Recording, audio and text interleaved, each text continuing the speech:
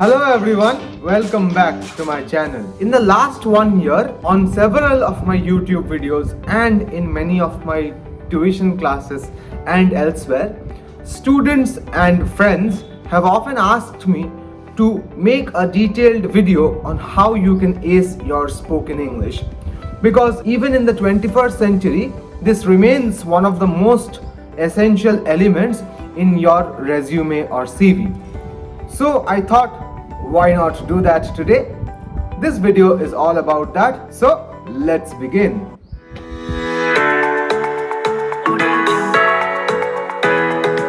Firstly, we have to understand the difference between reading, writing and speaking a language. There is a reason that tests like IELTS and TOEFL take dedicated tests for the 4 different sections of a language: reading, writing, speaking and listening. The reason is that these things are not the same, and proficiency in one area does not necessarily transfer itself to the proficiency in another area. Therefore, just because you are able to write or read or understand English perfectly does not necessarily mean that you would be able to speak it flawlessly, without any errors, and most importantly without pausing to think.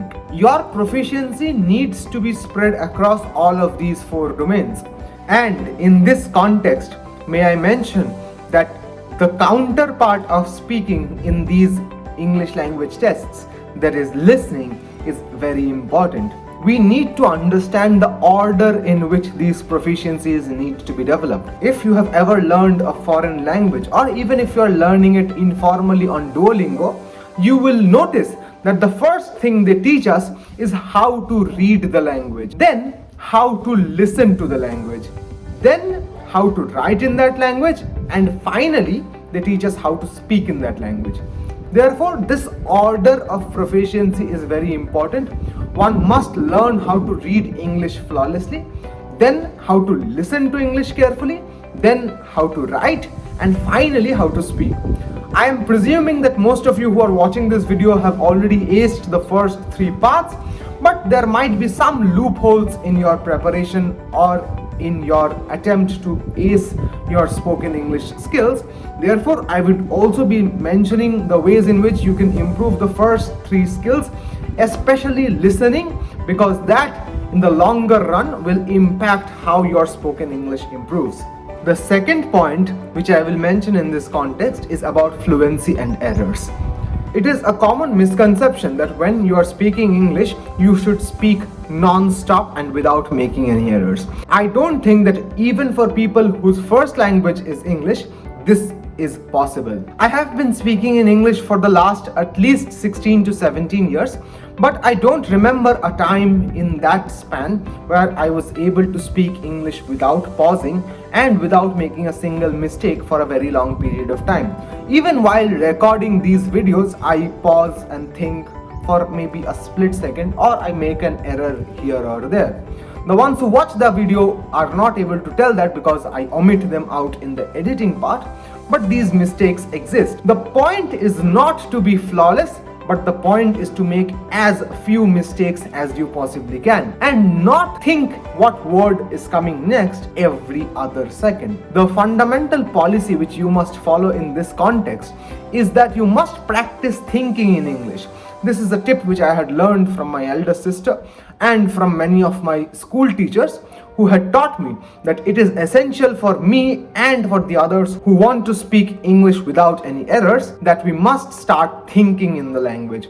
Once you start thinking in the language, the errors and the process of translation, of thinking in your mother tongue and then translating it into English, this process slowly gets eliminated or weeded out, and you automatically start thinking in English. Therefore, when you start thinking in English, it is absolutely necessary that you must speak correctly or think correctly. Once you start thinking correctly, you will automatically start speaking correctly. How do we start thinking correctly? The trick is very simple.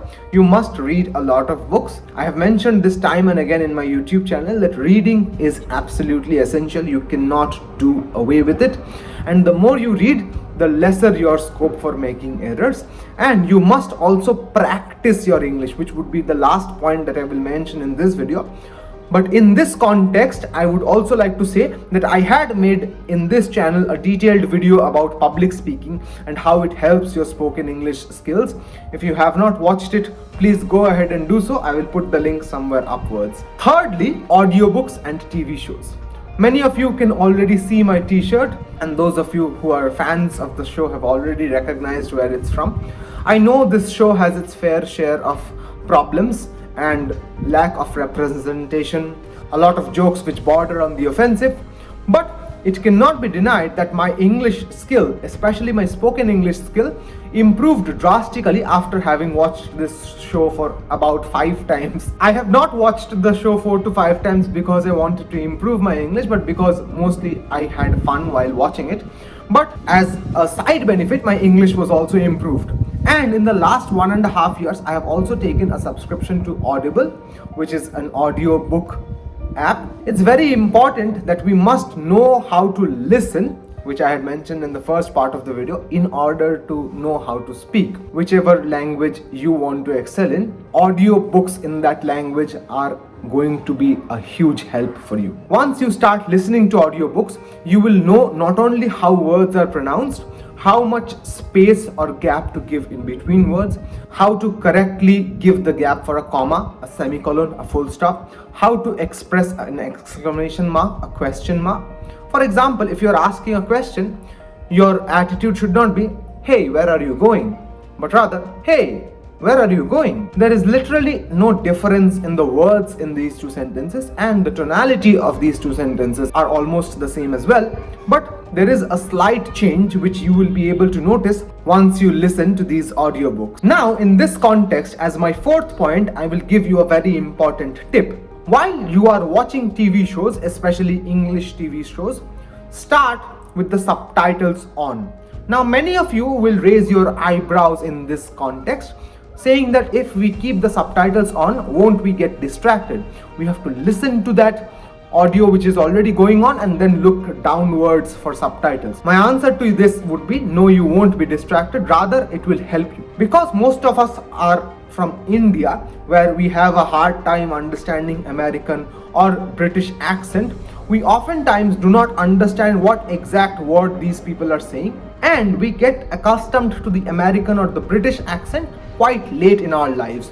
So firstly, keep the subtitle on for the first 1 or 2 years during your watch time period, and slowly you can turn them off. You will find yourself not needing subtitles later on as well. But keeping the subtitles on at the very beginning is very important, because that will not only facilitate your learning process, but will also allow you to know how words are pronounced in America, how they are pronounced in Britain, and how they are pronounced in India.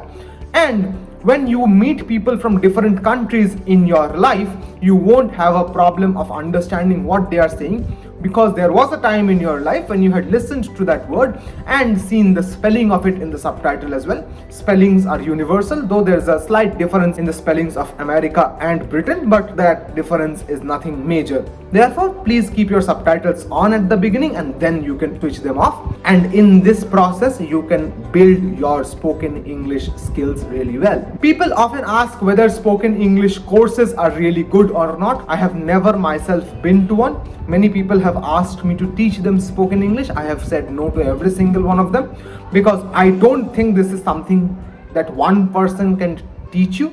It's rather something which you have to learn on your own from your peer group or from a group of people. But nevertheless, I have seen people gain a lot from these spoken English courses. If you think that you are going to get enrolled in one of these courses, please, I am requesting you just one thing. Go ahead and ask someone who has enrolled in that course before and try speaking to that person in English to see how much they have improved and how their spoken English is at this point. Which brings me to my 5th point, which is practice. There is nothing in the world that cannot be perfected by practice, and spoken English is no exception. Please try and speak in English as frequently as you can. Now, in India, especially in West Bengal, this can be a problem because most of us speak in Bangla, and even when I am going to teach my class in English, I teach English, as most of you already know. I have to do most of it in Bangla because not all my students are equally comfortable in English. So you must find yourself a group of people with whom you can converse in English. Please try and keep this habit up, because this is what will help you in the longer run. The more you practice, the more frequently you practice, the better your chances of speaking English well. So that is it for today. I know this video is a little haphazard, but I tried to highlight 5 of the most important points according to me, which can help you improve your spoken English in the longer run. If you have any questions, queries, doubts or comments, please don't forget to leave them down below. And of course, please don't forget to like, comment, share and subscribe. I will see you in the next video. Till then, hasta la vista.